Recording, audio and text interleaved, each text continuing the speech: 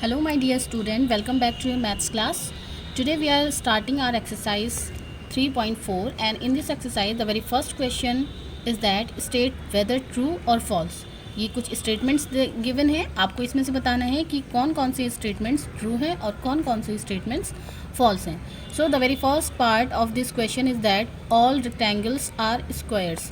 जितने भी रेक्टेंगल्स होते हैं वो सभी स्क्वायर्स होते हैं. सो बच्चों सबसे पहले हम देखते हैं कि रेक्टेंगल क्या होता है. रेक्टेंगल ये होता है जिसमें ऑपोजिट साइड्स पैरेलल और इक्वल होती हैं. ठीक है, अब ये कह रहे हैं कि जितने भी रेक्टेंगल्स होते हैं वो स्क्वायर्स होते हैं. तो बेटा क्या रेक्टेंगल हमारा स्क्वायर बन सकता है? नहीं बन सकता, क्योंकि स्क्वायर के लिए उसके ऑल साइड्स इक्वल होना मैंडेटरी है. स्क्वायर में चारों साइड्स इक्वल होती हैं. So rectangle can't be a square. So it is given that all rectangles are square. So the statement of part number A will be false. Now the second part is that all rhombuses are parallelogram. rhombuses की बात हो रही है. rhombus कैसे होते हैं? rhombus वो होते हैं जिनकी all sides equal होती हैं. ठीक है, यानी कि ये rhombus हो गया, इसकी all sides equal है. कह रहे हैं कि all rhombuses are parallelogram. Rhombus की एक और भी प्रॉपर्टी होती है बच्चों की, इसकी ऑल साइड्स इक्वल होती हैं, साथ में ऑपोजिट साइड्स पैरेलल भी होती हैं. और पैरेललोग्राम की क्या प्रॉपर्टी होती है? पैरेललोग्राम की यही तो प्रॉपर्टी होती है कि ऑपोजिट साइड पैरेलल होनी चाहिए और इक्वल भी होने चाहिए. अब रोम्बस में तो सारी साइड्स इक्वल हैं, इसका मतलब, और ऑपोजिट साइड्स पैरेलल भी हैं, तो इसका मतलब क्या हुआ? इसमें ऑपोजिट साइड्स पैरेलल और इक्वल होने की दोनों ही कंडीशन सेटिस्फाइड हो रही हैं. इट मीन्स जितने भी रोम्बसेस होते हैं वो पैरेललोग्राम्स होते हैं. So our part number B is true. Now part number C is all squares are rhombuses and also rectangles. जितने भी स्क्वायर्स होते हैं, अब ये हमारा स्क्वायर है बच्चों, जितने भी स्क्वायर्स होते हैं वो रोम्बसेस होते हैं. रोम्बसेस की प्रॉपर्टी क्या होती है बच्चों? उनकी ऑल साइड्स इक्वल होती हैं और ऑपोजिट साइड्स पैरेलल होती हैं. तो स्क्वायर में भी ऑल साइड्स इक्वल होती हैं, ऑपोजिट साइड्स पैरेलल होती हैं. इसका मतलब जितने भी स्क्वायर्स होते हैं वो रोम्बसेस होते हैं.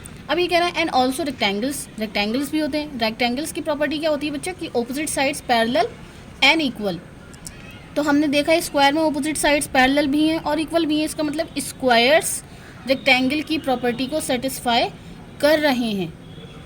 इट मीन्स स्क्वायर रेक्टेंगल्स भी होते हैं और स्क्वायर रोम्बसेस भी होते हैं, बट रेक्टेंगल स्क्वायर्स नहीं होते. ठीक है बच्चों, इसलिए हमने फर्स्ट पार्ट में फॉल्स लिखा था, और जब हमसे बी पार्ट में पूछा गया था कि रोम्बसेस पैरेललोग्राम होते हैं तो येस वी सेड ट्रू. इसी तरह से सी पार्ट में पूछा जा रहा है कि स्क्वायर्स रोम्बसेस होते हैं. येस ऑफ कोर्स स्क्वायर्स जितने भी होते हैं वो रोम्बसेस होते हैं. क्यों होते हैं? वो इसलिए होते हैं क्योंकि रोम्बस की प्रॉपर्टी होती है all sides equal, opposite sides parallel. So हमारे स्क्वायर यही प्रॉपर्टी सेटिस्फाई कर रहा है. ऑपोजिट साइड्स इसकी पैरेलल भी होती हैं और इक्वल भी होती हैं. इसी तरह से फिर ये रेक्टेंगल के लिए भी पूछ रहे थे, तो रेक्टेंगल की प्रॉपर्टी क्या होती है? रेक्टेंगल की भी प्रॉपर्टी यही होती है कि ऑपोजिट साइड्स पैरेलल होनी चाहिए और इक्वल भी होनी चाहिए. तो स्क्वायर की ऑपोजिट साइड्स एक दूसरे के पैरेलल भी हैं और एक दूसरे के इक्वल भी हैं. इस mean the part number C is also true. Now we are moving on part number D. All squares are not parallelograms. जितने भी स्क्वायर्स होते हैं वो पैरेललोग्राम्स नहीं होते हैं. पैरेललोग्राम की प्रॉपर्टी पर जाएं तो बेटा पैरेललोग्राम की प्रॉपर्टी होती है opposite sides parallel and equal. तो स्क्वायर में हमारे ऑपोजिट साइड्स पैरेलल भी हैं और इक्वल भी हैं, यानी कि ये तो पैरेललोग्राम की प्रॉपर्टी को कम्प्लीटली सेटिस्फाई कर रहा है. लेकिन ये कह रहे हैं कि ये आर नॉट पैरेललोग्राम्स, ये पैरेललोग्राम्स नहीं होते. अरे बाबा होते हैं, ये पैरेललोग्राम्स होते हैं. अब ये नहीं कह रहे हैं तो इसका मतलब इनका स्टेटमेंट रॉन्ग है. So we will write down here false, कि आपका स्टेटमेंट रॉन्ग है. अगर यहाँ नॉट नहीं होता तो आपका स्टेटमेंट ट्रू होता. The part number E is that all kites are rhombuses. जितने भी काइट्स होते हैं, काइट कौन से कैसे होते हैं? काइट्स वो होते हैं जिनकी एडजेसेंट साइड्स इक्वल होती हैं. तो ये काइट्स हैं. इसमें सिंगल डॉट वाला जो है वो इस साइड के इक्वल है और डबल मार्किंग वाले डबल मार्किंग के इक्वल है. सो ये पूछ रहे हैं कि ऑल काइट्स आर रोम्बस. जितने भी काइट्स होते हैं वो रोम्बस होते हैं. तो क्या बच्चा काइट्स रोम्बस हो सकते हैं? काइट्स की प्रॉपर्टी क्या है? इनकी एडजेसेंट साइड इक्वल है लेकिन पैरेलल नहीं है. जबकि रोम्बस में क्या होता है? ऑपोजिट साइड्स पैरेलल भी होती हैं और ऑपोजिट साइड इक्वल भी होती हैं. लेकिन इसमें ऐसा नहीं है, इसका मतलब kites are not rhombuses, kites rhombuses नहीं होती। So part number E is also false. Now the next part number F is that all rhombuses are kites. जितने भी रोम्बसेस होते हैं वो काइट्स होते हैं। काइट की प्रॉपर्टी क्या है बच्चों की एडजेसेंट साइड्स इक्वल होनी चाहिए। अब आपने देखा कि जो रोम्बस हैं इसमें तो ये साइड ऑल साइड्स इक्वल होती हैं, इसका मतलब ये एडजेसेंट साइड एक दूसरे के इक्वल हो गई, यहाँ पर भी एडजेसेंट साइड्स इक्वल हो गई। इसका मतलब रोम्बस काइट्स की प्रॉपर्टी को सेटिस्फाई कर रहा है, बट काइट रोम्बस की प्रॉपर्टी को सेटिस्फाई नहीं कर रहा है, इसलिए kites are not rhombus but rhombuses are kites. So हमारा पार्ट नंबर एफ का statement is true. Next is all parallelograms are trapezium. जितने भी पैरेललोग्राम्स होते हैं वो ट्रेपीजियम होते हैं। पैरेललोग्राम की प्रॉपर्टी क्या होती है? ऑपोजिट साइड्स पैरेलल, ठीक, एंड इक्वल। अब देखते हैं ट्रेपीजियम क्या होता है। हमारा ट्रेपीजियम हम ड्रॉ कर लेते हैं बच्चों। ट्रेपीजियम के पिक्चर मैं आपको ड्रॉ करके दिखाती हूँ। This is called trapezium. It is a trapezium ABCD। Trapezium की ऑपोजिट साइड्स पैरेलल होती हैं। हाँ भले ही, हालांकि बच्चों ये इक्वल नहीं होती, क्योंकि AB की लेंथ CD की लेंथ से आप देख ही रहे हैं कि कम है, इक्वल नहीं है, but still they are parallel. और हमारे पैरेललोग्राम की प्रॉपर्टी क्या होती है? हमारे पैरेललोग्राम की प्रॉपर्टी होती है कि ऑपोजिट साइड्स पैरेलल होनी चाहिए। इसमें ऑपोजिट साइड्स पैरेललोग्राम में हमारे ऑपोजिट साइड्स पैरेलल और इक्वल दोनों होती हैं, बट एटलीस्ट पैरेलल तो होती हैं ना। तो इस हिसाब से AB और CD जब पैरेलल हैं, ऑपोजिट साइड्स पैरेलल हैं, और यहाँ PQ SR एक दूसरे के पैरेलल हैं, तो इसका मतलब जितने भी आपके पैरेललोग्राम्स होते हैं वो ट्रेपीजियम की प्रॉपर्टी को सेटिस्फाई करते हैं। तो ये यही पूछ रहे हैं कि ऑल पैरेललोग्राम्स आर ट्रेपीजियम। जितने भी पैरेललोग्राम्स हैं वो ट्रेपीजियम हैं। यस, जितने भी पैरेललोग्राम्स हैं वो ट्रेपीजियम हैं, बट अगर यही पूछते कि जितने भी ट्रेपीजियम है वो पैरेललोग्राम होंगे, तो ऐसा नहीं होता। क्यों नहीं होता? क्योंकि पैरेललोग्राम होने के लिए ऑपोजिट के साथ साथ इक्वल होना भी ज़रूरी है, लेकिन ट्रेपीजियम के लिए सिर्फ और सिर्फ पैरेलल होना ज़रूरी है, जो कि हमारा पैरेललोग्राम पैरेलल की प्रॉपर्टी को सेटिस्फाई करता है। इसलिए part number G is also true.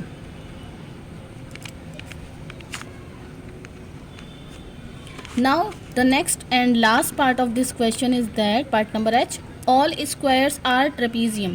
जितने भी स्क्वायर्स होते हैं वो ट्रेपीजियम होते हैं। तो स्क्वायर क्या होते हैं बच्चों हमारे? इसमें ऑपोजिट साइड्स इनकी पैरेलल होती हैं और इक्वल भी होती हैं। अब इसमें भी ऑपोजिट साइड्स पैरेलल हो गई, यानी कि इसने पैरेलल की प्रॉपर्टी को सेटिस्फाई कर दिया। इसका मतलब स्क्वायर से ट्रेपीजियम फॉर्म हो रहा है। बट अगर यही इसका ऑपोजिट कहा जाता, वाइस वर्सा होता कि इस ट्रेपीजियम जो है वो स्क्वायर है, तो ट्रेपीजियम स्क्वायर नहीं होता। क्यों नहीं होता? क्योंकि स्क्वायर होने के लिए ऑपोजिट होने के साथ साथ इसकी ऑल साइड्स इक्वल भी होनी चाहिए, लेकिन इसमें ऑल साइड्स इक्वल नहीं होते। इसलिए स्क्वायर से आप ट्रेपीजियम जनरेट कर सकते हैं, बट ट्रेपीजियम से स्क्वायर जनरेट नहीं कर सकते। So all squares are trapezium. Trapezium square से ट्रेपीजियम फॉर्म किया जा सकता है। So this statement is also true. So these are the answer of your question number 1. Hope you have understood them. Now we are moving on question number 2. In question number 2 it is given that identify all the quadrilaterals that have. आपको हर एक तरह का quadrilateral identify करना है जिसके पास 4 sides of equal length होती है। बताइए बच्चों, अब देखिए 4 sides of equal length, square में भी 4 साइड्स ऑफ इक्वल लेंथ होते हैं, रोम्बस में भी 4 साइड्स ऑफ इक्वल लेंथ होते हैं। देखिए अब रेक्टेंगल में 4 साइड्स होते हैं बट 4 साइड्स इक्वल लेंथ नहीं होते। तो इसका मतलब हमारे ऐसे क्वाड्रिलेटरल्स जिनकी 4 साइड्स ऑफ इक्वल लेंथ होती है वो कौन कौन से होते हैं? वो होते हैं हमारे पास square and rhombus. So the answer of first part will be square and rhombus.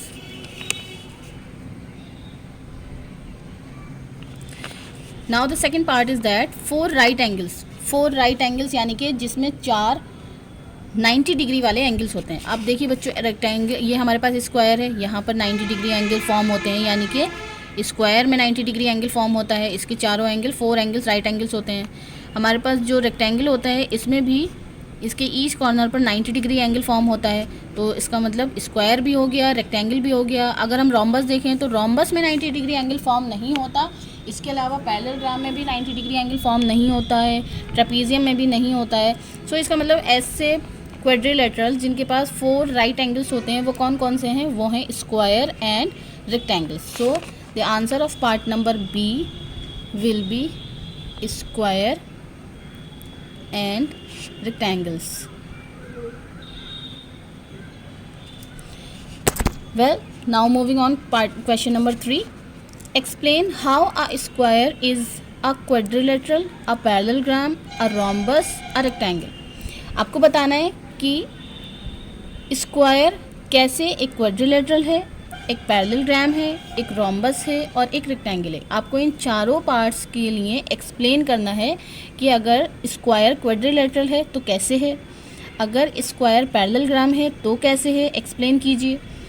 अगर आपका स्क्वायर रोम्बस है तो वो रोम्बस कैसे है, उसकी भी प्रॉपर्टी को एक्सप्लेन कीजिए। और अगर वो रेक्टेंगल है तो वो भी कैसे है, उसकी भी प्रॉपर्टी को एक्सप्लेन कीजिए। तो चलिए स्टार्ट करते हैं क्वेश्चन नंबर 3 का solution. Well, the very first part of this question is that a square is a quadrilateral. So we'll write down here square is a quadrilateral. Condition बतानी है how. So we'll write down here because it has 4 sides. क्योंकि इसकी 4 sides होती हैं और कोई भी enclose figure जो 4 साइड से इनक्लोज्ड होता है वो क्या होता है? एक क्वाड्रिलेटरल होता है। So square is also a quadrilateral because it has 4 sides. ठीक, now the second part is that square is a parallelogram. So will write down here square. Square को बच्चों मैंने SQ लिख करके डॉट लगाया है, ये शॉर्ट में लिखा है। Square is a parallelogram. Parallelogram को भी हम शॉर्ट में पैरेलल का साइन लगाकर GM लिख देते हैं। Square is a parallelogram. Parallelogram है क्यों? वो इसलिए है because its opposite sides are parallel. Opposite sides are parallel.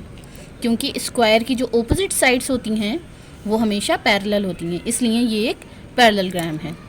The third part of this question is that square is a rhombus. Square एक रोम्बस भी है। Of course स्क्वायर एक rhombus है, लेकिन क्यों है? Because it has 4 side but all are equal. Because it has all sides equal, क्योंकि इसकी जितनी भी साइड्स होती हैं वो सब इक्वल होती हैं। एंड ऑपोजिट साइड्स पैरेलल, क्योंकि बिना ऑपोजिट साइड पैरेलल के तो ये रोम्बस हो नहीं सकता, इसलिए। And opposite sides parallel. ठीक, ऑपोजिट साइड्स पैरेलल और ऑल साइड्स इक्वल होने के लिए वजह से हम इसको रोम्बस कहते हैं। ठीक, नेक्स्ट इज अ रेक्टेंगल। ये एक रेक्टेंगल भी है। अब ये एक रेक्टेंगल क्यों है बच्चों? Will write down here square is a rectangle. ये एक रेक्टेंगल है। क्यों है? वो इसलिए है because it has each right angle. इसका हर एक एंगल जो है वो 90 डिग्री एंगल होता है और 90 डिग्री एंगल होने की वजह से ये एक रेक्टेंगल भी है, क्योंकि रेक्टेंगल के कॉर्नर्स पर हर एक एंगल 90 डिग्री का होता है और स्क्वायर पर भी राइट एंगल ही होता है, इसलिए स्क्वायर एक रेक्टेंगल भी है। Now the question number 4 is that name the quadrilaterals whose diagonals. उस क्वाड्रिलेटरल का नाम बताना है जिसके डायगनल्स बाइसेक्ट ईच अदर, एक दूसरे को बाइसेक्ट करते हैं। तो किस किस के ऐसे डायगनल्स हैं बच्चों जो एक दूसरे को बाइसेक्ट करते हैं? ऐसे क्वाड्रिलेटरल जिनके डायगनल्स एक दूसरे को बाइसेक्ट करते हैं तो उनमें आते हैं आपका रोम्बस, आप सभी को पता है कि रोम्बस के डायगोनल्स एक दूसरे को बाइसेक्ट करते हैं। स्क्वायर के भी डायगोनल्स एक दूसरे को बाइसेक्ट करते हैं। रेक्टेंगल और पैरेललोग्राम, इन सभी के डायगोनल्स एक दूसरे को बाइसेक्ट करते हैं। सेकंड पार्ट में पूछ रहे हैं ऐसे कौन से क्वाड्रिलेटरल हैं जिनके डायगोनल्स परपेंडिकुलर बाइसेक्टर हैं, यानी कि बाइसेक्ट तो करते हैं लेकिन बाइसेक्ट जिस पॉइंट पर करते हैं वहाँ परपेंडिकुलर हो जाते हैं, यानी कि 90 डिग्री एंगल फॉर्म करते हैं। तो वो है आपका रोम्बस एंड स्क्वायर। आप सभी को मैंने ये पढ़ा चुकी हूँ बच्चों बहुत अच्छे से कि प्रॉपर्टीज़ क्या क्या होती हैं, और जब आपको प्रॉपर्टीज़ याद होंगी तभी आप बता पाएंगे कि किसके लिए कौन सी प्रॉपर्टी आपको अप्लाई करनी है।